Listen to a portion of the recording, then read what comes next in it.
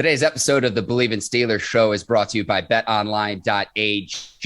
This week marks the 2022 NFL draft. A lot you can wager on Thursday, Friday, Saturday. It's going to be a loaded draft, and that's what we're going to be talking about here on today's episode of the Bleav in Steelers show. But if you want to place a bet on anything that happens in the NFL draft, betonline.ag is the place to do it.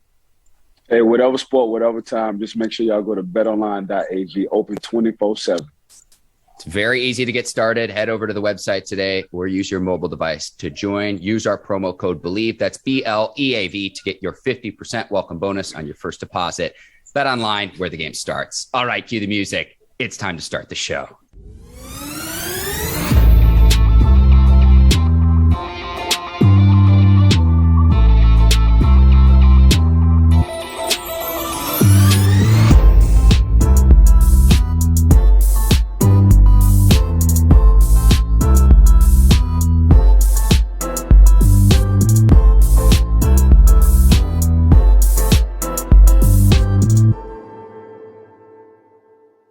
Welcome to the Bleav in Steelers show on the Bleav Network. I'm your host, Mark Bergin, joined as always by my guy, two-time Super Bowl champion and 12-year veteran of the Pittsburgh Steelers, number 24, Ike Taylor. IT, it is draft week. It is here. Right? We get to talk about the top DBs on today's show.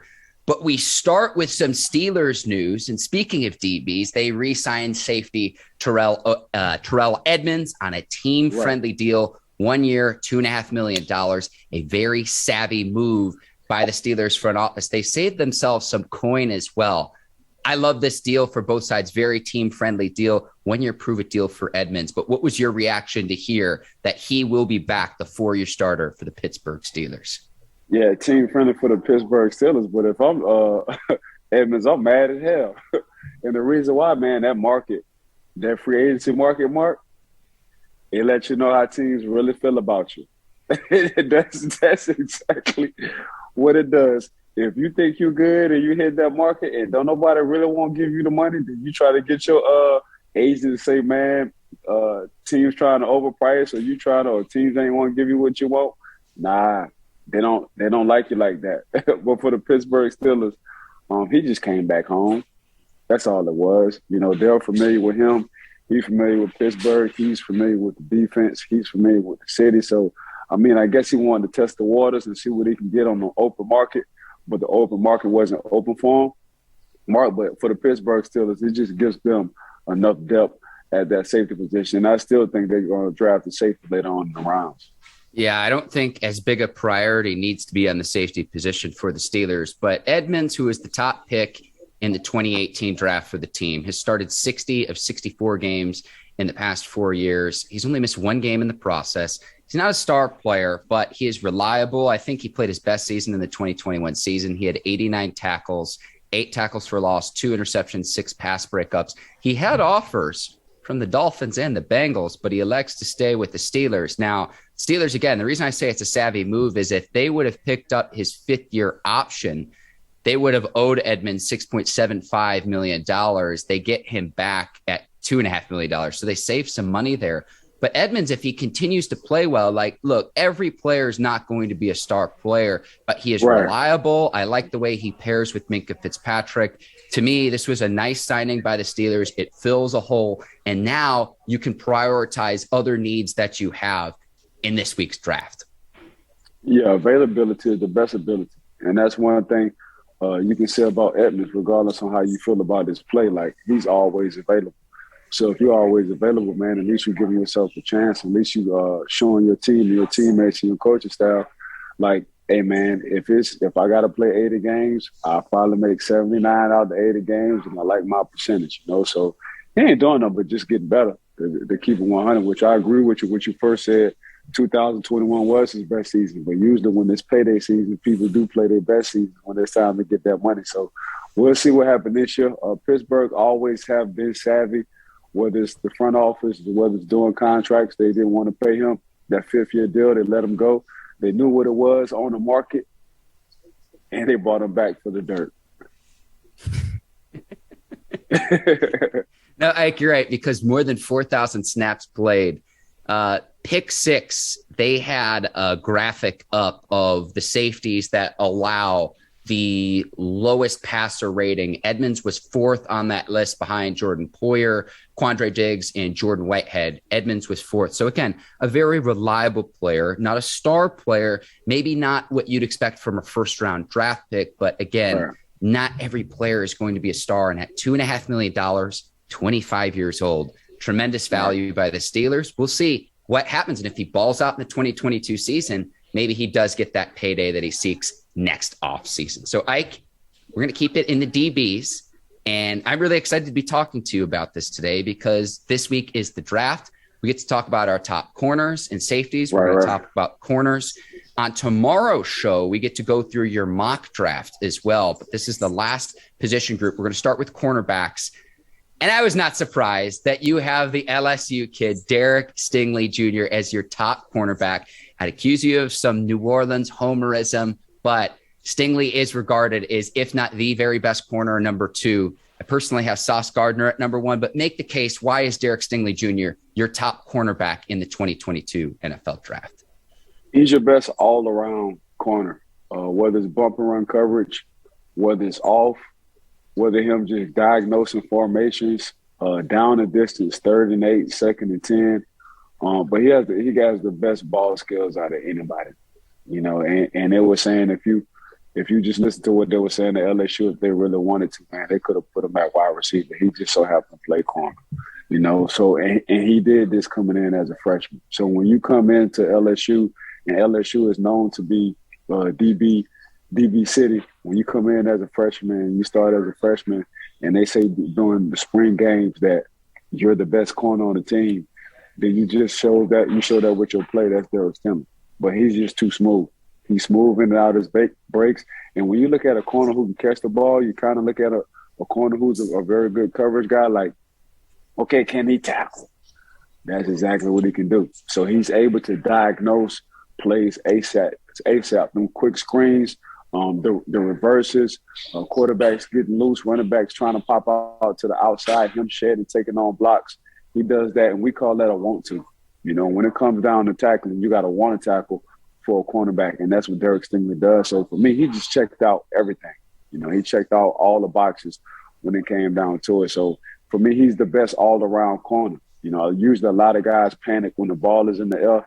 PBUs, they catch flags, they hold. He don't do none of that. You know, he turns around and he becomes the receiver. So what you preach as a coach to your DBs, like, hey, when the ball is in the air, become a receiver. A lot of guys can't get their mind and wrap their mind around that. But Derek Stingley, man, when it came down just to be able to do everything, whether he was bump and run, whether he was off, whether he was diagnosing plays, whether he was catching picks, whether he was making tackles behind the backfield, he could pretty much do it all. And he do it all without even making it look hard, Mark.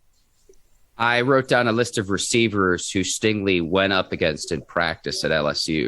Jamar Chase, Justin Jefferson, Terrace Marshall Jr. You're going up against the best of the best at the receiver position opposite you. That only has to bode well for Stingley. The word of warning I have is, you said last segment we were talking about Edmunds, the best ability is availability.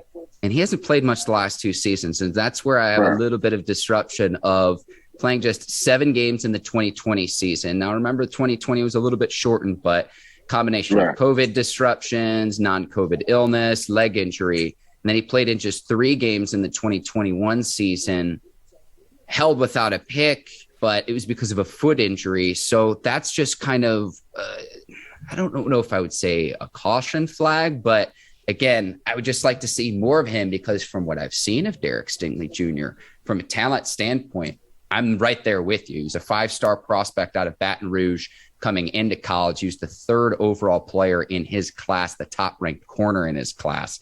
So it's no surprise he's at the top of your board. At number 2, though, go ahead, Ike, hop in. No, what you see from Derek Stingley, you see the progression of what you want to see in guys. In 3 years, he did that his first year.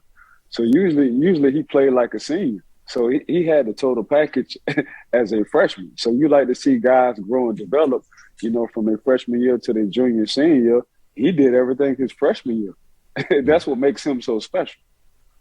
Yeah. Yeah, I mean, it was 6 interceptions, 15 passes defended as a true freshman when LSU won the national title.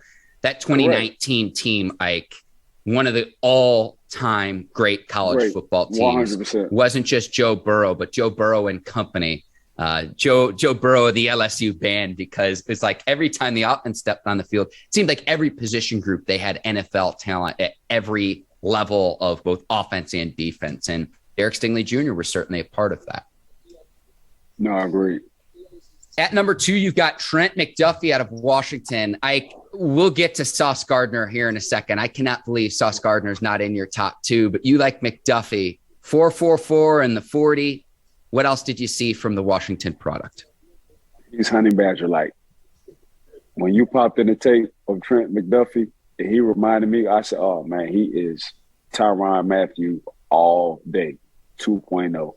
Just all over the field, just a football player, just good instinct, just something, everything you look at it as a coach. So, they say open field tackler. You got to stay up. You got to stay upfield, up shoulder, because if you get your head behind somebody, they're gonna always break the tackle. You got to get your head across. He just played that all the time.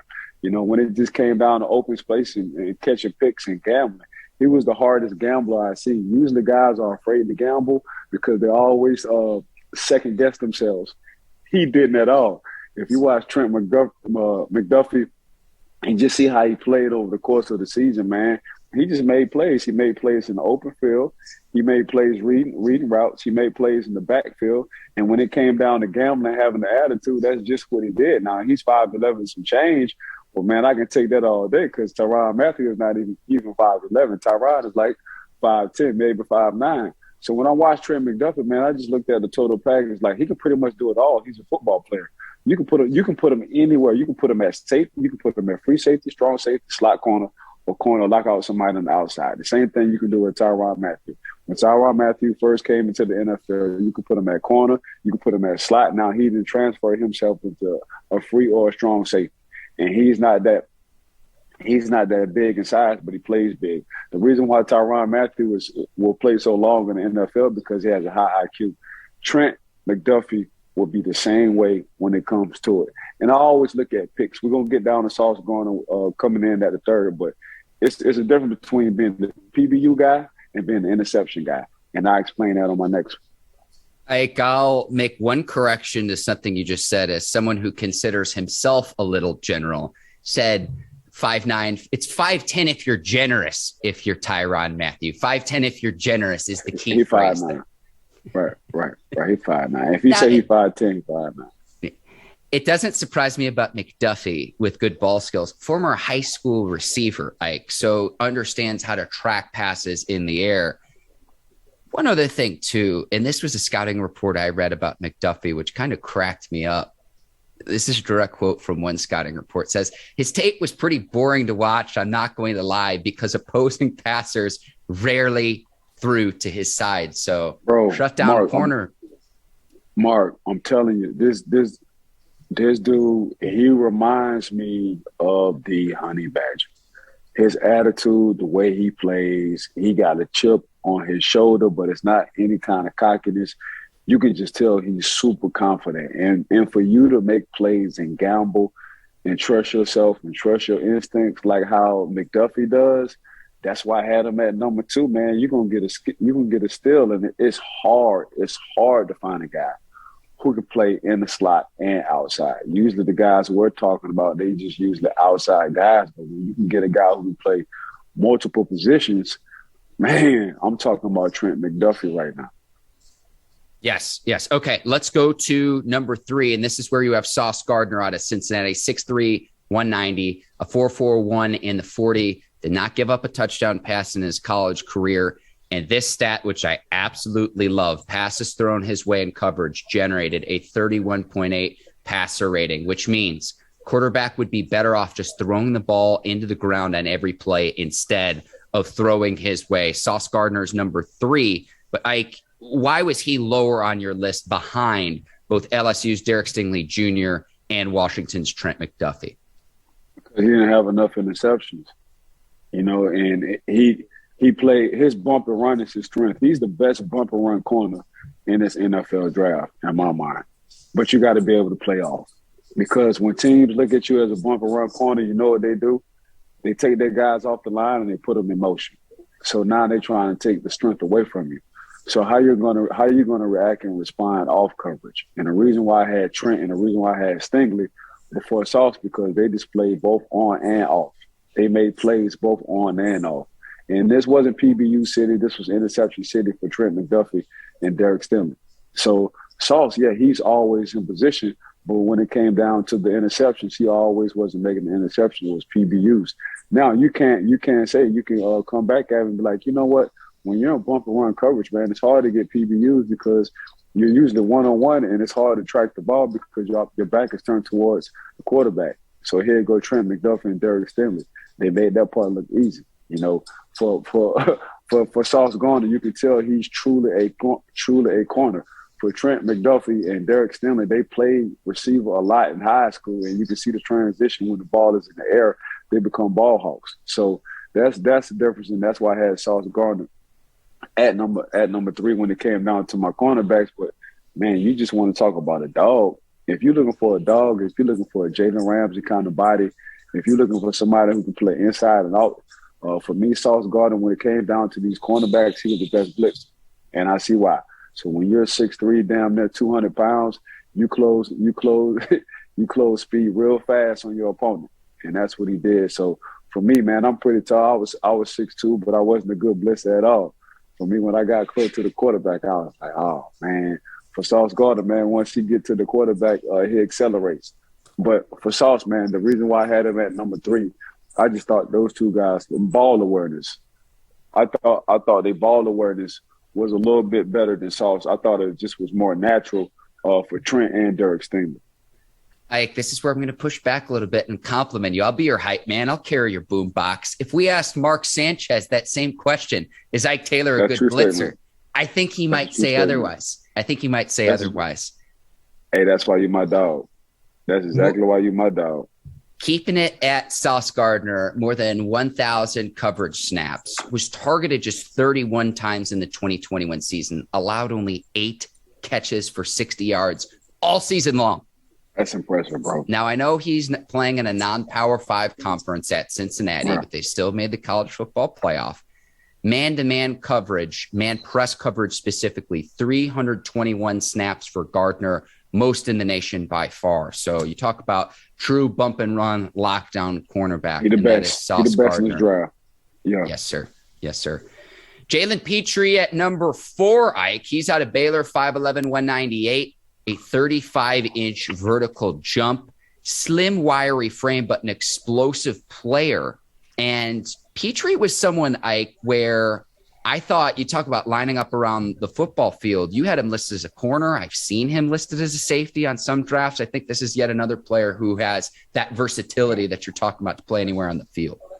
No, that's it. Now this is Honey Badger cousin as well. You know what I'm saying? Because the same stature, but he, like you said, he can pretty much Jalen Pitre, man. And we've been talking about. I think during the season we was talking about who they played, Oklahoma State in the bowl game, Mark. And is he the player who made the tackle? Yeah, so we was talking about. I texted and I was like, Mark, they got 2 safeties. They're gonna be playing the league soon, man. Like these players are NFL players. He's a Pittsburgh Steeler all day. You know, he's a Troy Polamalu, but he's not Troy Polamalu, but very instinctive, can play anywhere in the backfield, make plays 24/7. When you need a play to be made, Jalen Pitre will make the play. Now he's another one not that big in size, but he plays bigger than what he looks like. You know, Troy's 5'10" and some change. We ain't even gonna talk about his size because he's mad at it, but that's just what he did. He's very instinctive. Of course, he's in a Hall of Fame, but Jalen Pitre, the same thing, man. Jalen Pitre just pretty much did it all, whether it was off, whether it was on. He didn't have a particular position. You can say he's a corner, but if you wanted to as well, Mark, you can say he's a safety too. So we can put him at safety or we can put him at corner. You know, the only position he can't play on the defense is middle linebacker on the defensive line. But other than that, when you watch Jalen Pitre, man, Jalen Pitre played everywhere in that secondary, whether it was in the slot, whether he played outside linebacker because he was the nickel, whether he played corner because the team's best receiver was on the outside, or whether he played safety because the teams had the best tight end. He pretty much just did it all. But I like when he tackles. When he tackles, he's ball searching. He's just not tackling just to make the tackle and get up and say, man, I hit you hard. He's tackling to rip that ball off. So for me, man, he became one of the best ball searchers in this draft, Mark. Like, it was his teammate, Jaron McVay, who made the game-winning tackle in the bowl game against Oklahoma State. And so that was in it was the Big 12 championship game. Right. Game was. Yep. That was just a thrilling finish where it came down to the final play. The Oklahoma State quarterback tries to reach for the pylon, and that's where you say, hey, game of inches. And so it was his teammate, Jaron McVay, also a safety, who's very, very just a talented player. And those guys were flying all over the football field. In that game, the Baylor secondary intercepted Oklahoma State's quarterback 4 times in that game. So talk about flying around the football field, and there you go. And that is Jalen Pitre out of Baylor. Let's keep this rolling, though, Ike. Andrew Booth Jr. out of Clemson is your number 5 cornerback. Again, another player who's gone up against NFL talent during his time at Clemson. That is only going to benefit him once he gets to the NFL. You want to talk about a guy who high points the ball. When he jumps up for the ball, whether he's either OBJing, coming down with the ball because he likes to catch the ball in one hand, or he's just jumping over everybody. Call him Superman. But, Andrew Booth Jr., he was instinctive. I thought sometimes when I watched him, he didn't trust himself all the time.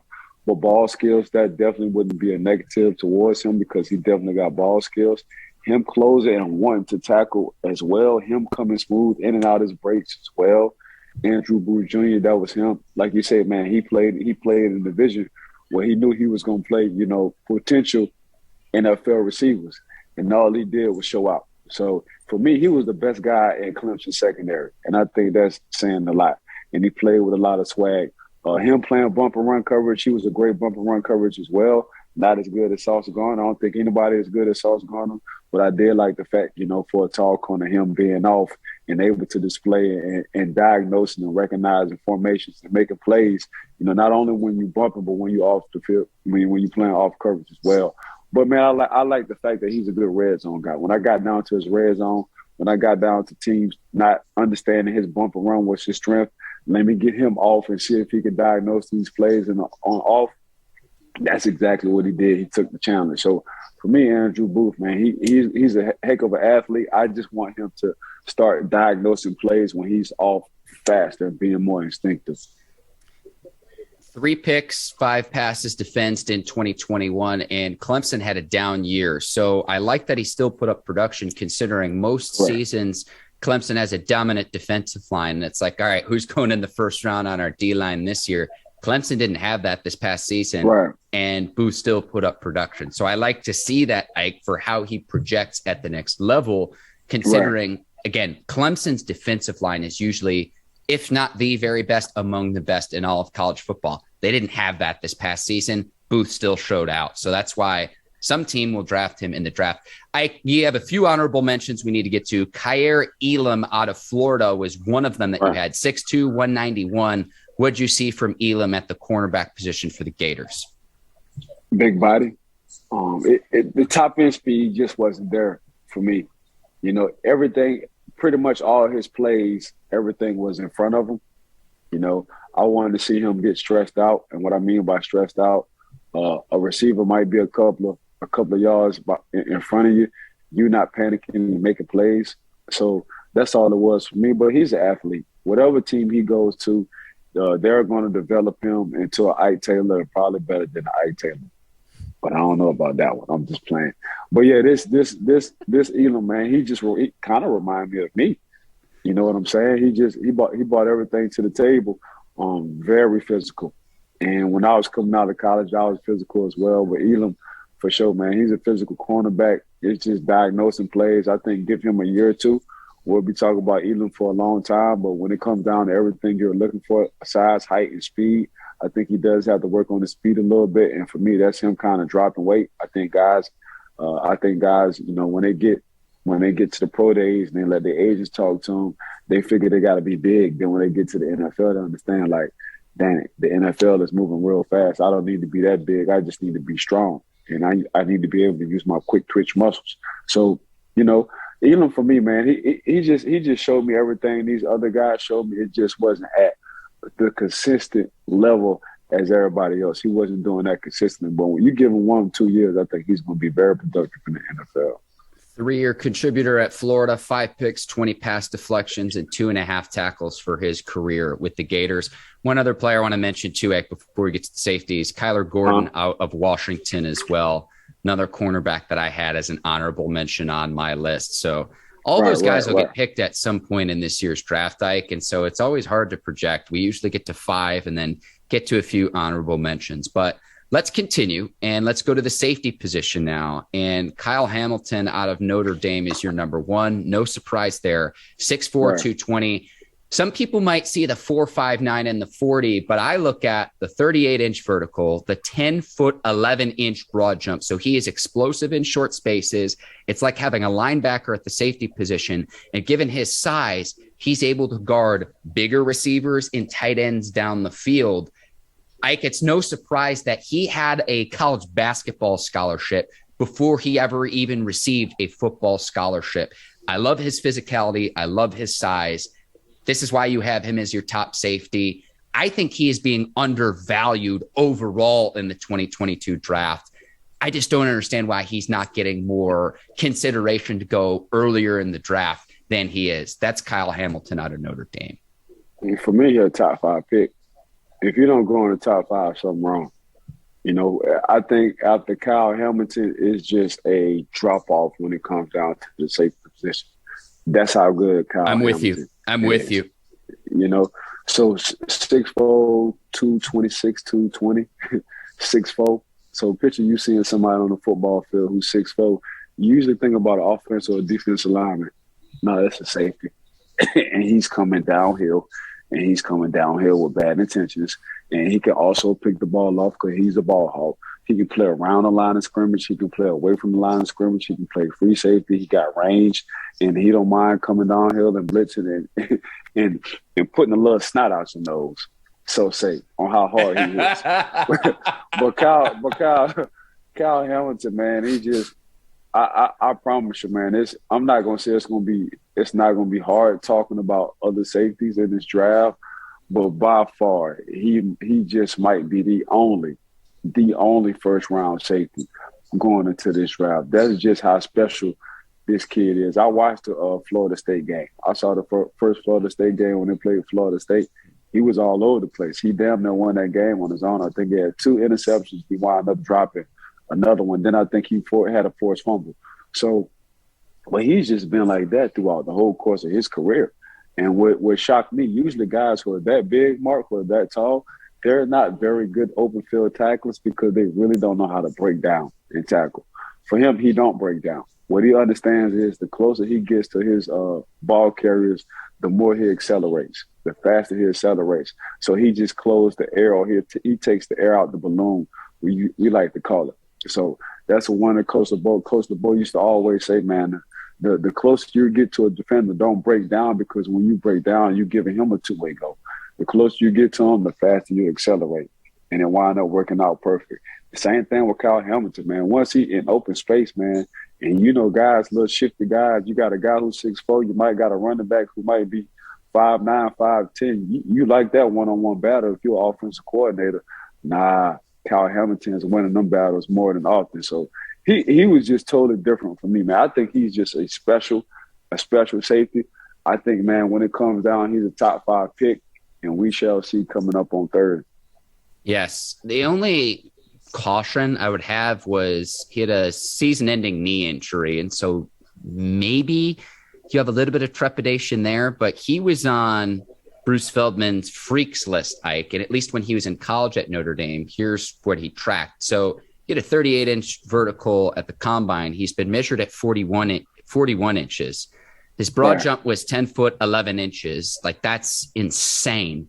And then while he was playing, he was tracked on a GPS as running 21 miles per hour. So people say the 4.59 and the 40, once he gets moving, like I'm not so much as concerned about that. And he played deep middle of the field as a safety, played the two deep, he played down in the box. He can play anywhere. And so that's why he can do both. Sometimes you have safeties where it's like, okay, he's just your center fielder. He's just your deep safety, or, oh, he's just going to play down in the box, say an 8-man front with the linebackers. He can do it all. Let's keep this rolling though. Bryan Cook out of Cincinnati is your number 2 safety, 6'1", 206. Oh, Hop in, Ike. He's a Steeler. He's a Pittsburgh Steeler. He's an alpha. He's a thumper. He's a tone setter. He catch picks when he needs to, but what he likes to do, he likes to fill in the lane with bad intentions. So he want all the one-on-one action. And with the one-on-one action that comes with a two-piece, let a guard pull for a running back, he's blowing the guard and a running back up. Let a tight end or running back try to chip him, he's blowing a tight end and a running back up. Give him an inch, he's taking 8 miles. He's very disrespectful when it comes down to hitting you on the field. As soon as I saw Cook, I said, oh, Lord, he's a Pittsburgh Steeler, baby, all day, That's just his intensity. That's just his old school brand of football. That's just his, a referee could have kicked him out of the game because it was helmet to helmet. So he's always borderline when he comes down here. Your referee out like, you know what, I'm going to hold this flag on this one. But it was just the excitement, man. You can just see an alpha pop out the tape if you're an alpha. And that's exactly what he brought to Cincinnati, man. These guys, that secondary between Sauce and him, Sauce locked down the outside, but Cook was the banger. He was the thumper. He was the open field tackler. You could just tell they rally around on the offensive side as well, Mark. You could just tell they rally around his presence on the field, and them don't come around often. But for me, in my mind, he's definitely a Pittsburgh Steeler. I know college stats don't always translate to the NFL, but here's how good Cincinnati's secondary was in the 2021 season. They ranked number 1 in the country against pass efficiency defense, number 2 in passing yards allowed, number 3 in interceptions, number 4 in opponent completion percentage. So this was a dominant secondary. I remember Cook because he intercepted the Heisman Trophy winner, Bryce Young, in the college football semifinal game, the college football playoff. And intercepting the guy who's probably going to be, okay, maybe not the top overall pick, but a top 5, top 10 pick in next year's draft. Right. It's pretty good. And again, I know that Cincinnati's a non-Power 5 team, but I look at the dominance that they had in the secondary. Again, Cook's part of that, along with Sauce Gardner. If those are two, they're going to be 2 NFL contributors immediately. Gardner's going to be a starter from day one. We'll see about Cook. But 2 NFL players in your secondary at the college level. That's saying a lot. You're cooking with gas. You doing more to cook on gas. That's that nitro on top of it, too. All right. Georgia's Lewis Cine is number 3. Ike, 6'2", 199, a 4.37 in the 40. So he's one of these safeties who's not quite as big as you could get at the safety position. But you talk about flying around the football field, 36.5-inch vertical. And he had like the longest broad jump of any prospect we've talked about, of any prospect in the 2022 draft. 11 feet, 1 inches in the broad jump, Ike. Like the world record, I think, is like 12 feet, 6 inches. So you say you can jump 11 feet, you can just fly around the football field. And that's what I saw from Cine. That's what I noticed on tape as well. Athletically, just a speed demon and an absolute freak when it comes to flying to the football. Yeah, you get him with a good defensive coordinator and let him use his athletic ability, it's going to be a wrap. You can't give too much to Lewis Cine. And what I mean by that is some guys you just got to let the athleticism just take over because they're superior in that part, and that's exactly what Georgia did. Georgia just had a bunch of athletes when it came down to that defensive side, and Cine was one of them. So the thing about him, what I did like was what you were talking about. It was the closing speed, Mark. I'm talking about he was running past people to make the tackle. You know what I'm saying? Whether it was a linebacker, whether it was another one of his safety, whether it was a cornerback.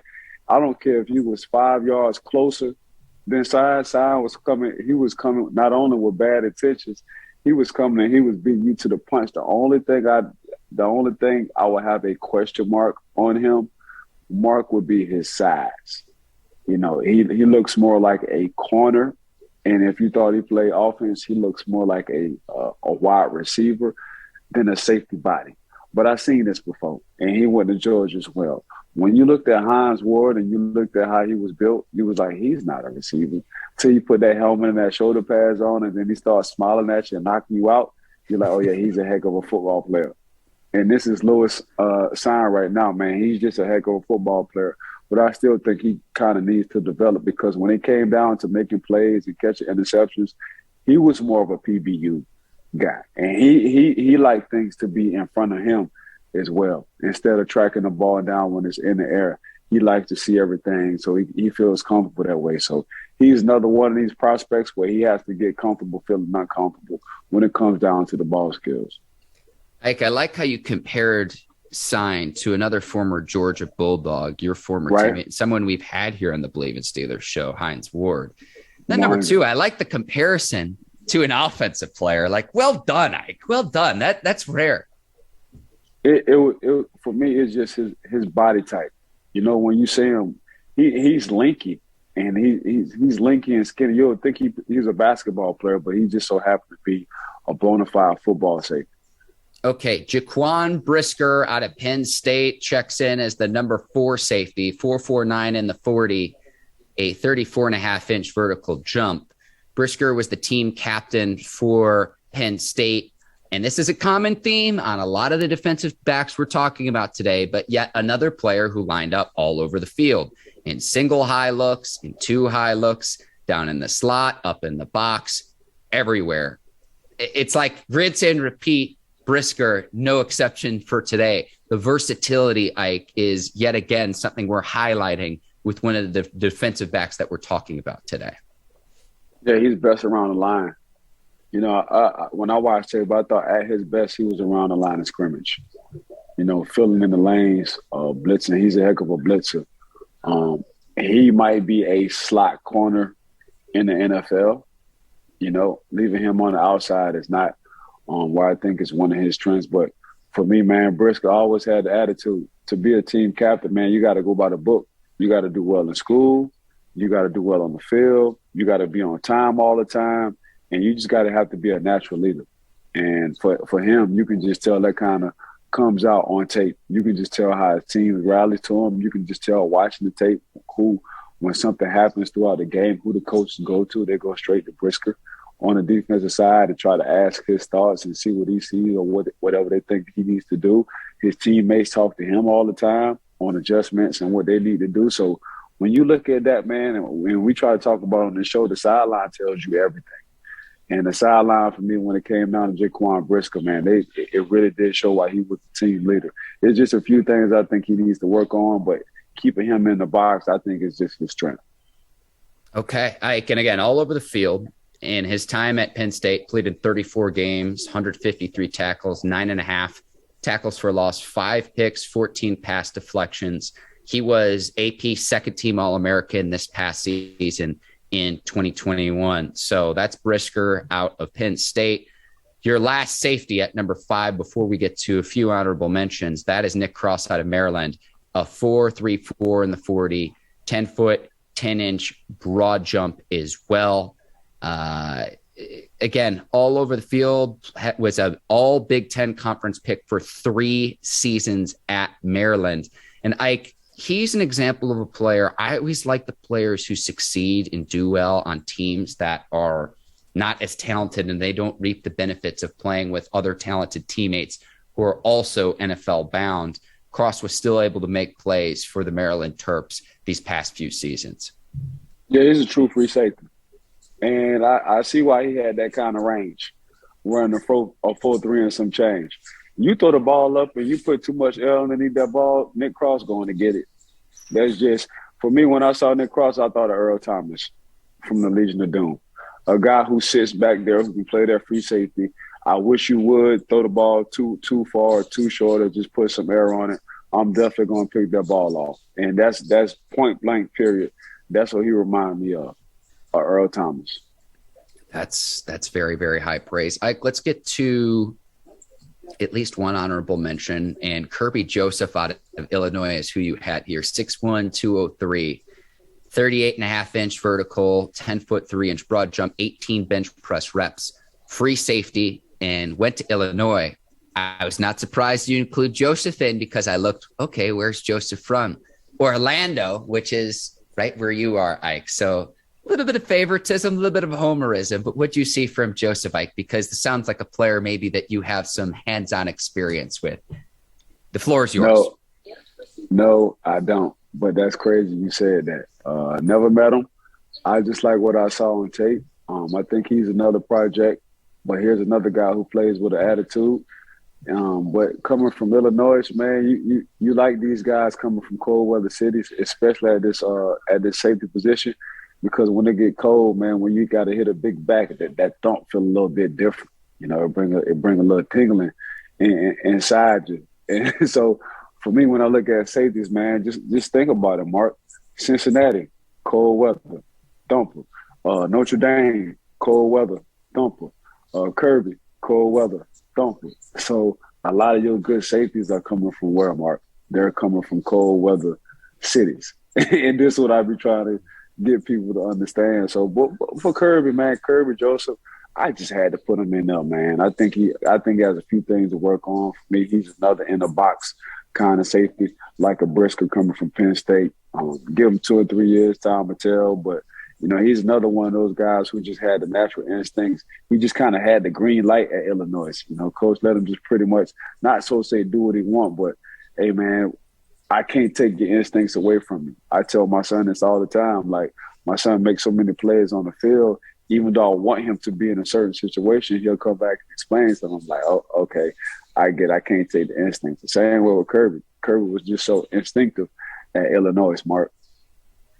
All right, Ike, that's our top safeties, our top corners. And on Tuesday's show, so we're going to record a day early so we can get your mock draft out there so people can enjoy that in advance of Thursday, which is when the first round of the 2022 draft starts. The Steelers have the number 20th overall pick, Ike. And so we're going to be breaking that down here, who they selected the first round, second round, so forth. We're going to have full analysis here on the Bleav in Steelers show. But I'm really excited to go over the mock draft with you. And then when we did this last year, people thought you were absolutely nuts. You hit the nail on the head with Trey Lance going number 3 to the 49ers a year ago. So Ike Taylor thinks outside of the box, but there's a reason why Psychic Ike Taylor consistently makes appearances here on the Bleav in Steelers show. Really excited for tomorrow's recording of our mock draft. Hey, I can't wait, bro. I can't wait. You know, this our time right here, bro. So we definitely gonna get some kudos and some points on this one. I'm excited too, Ike, because I'm almost relieved of my duties. I've watched a ton of tape on YouTube as well. So thank you to the people who put that out there too, because it helps with the analysis. And again, the college stats don't always translate to the pro level. Correct. Ike, there are a lot of thanks in order for today's show. I want to thank you. You're the absolute best as a co-host here on the Bleav in Steelers show. I want to thank the Bleav Network for pairing us together. Check out some of their other shows as well. We're going to have you covered for the 2022 draft. Also, our producers over at Brinks TV, led by John Brinkus, Courtney Vargas, Herbert Diaz, and Lucy Oden. Thank you to the crew over at Brinks. Today's sponsor of the Bleav in Steelers show is betonline.ag. Again, if you have a bet to place for the 2022 draft, betonline.ag is the place to do it. And I want to thank the listeners and the viewers of the Bleav in Steelers show. Really excited here. Again, we are just days away from the 2022 draft. So this being draft week, it's one of my favorite days of the year. I cannot wait for Thursday night. Bro, I cannot wait as well. You know, so let's get this ball moving, man. I want to thank Mark. Got to thank betonline.ag, Bleav Network, Miss Courtney and her team at Brinks TV. Just want to thank everybody, man. Thank everybody for listening. Make sure y'all give us a 5-piece or 5-star for the reviews and ratings. For Ike Taylor, I'm Mark Bergin. Thank you for watching the Bleav in Steelers show. We'll see you tomorrow with our mock draft. Until then, take care. Have a great Monday. Take care and so long, everybody. Peace.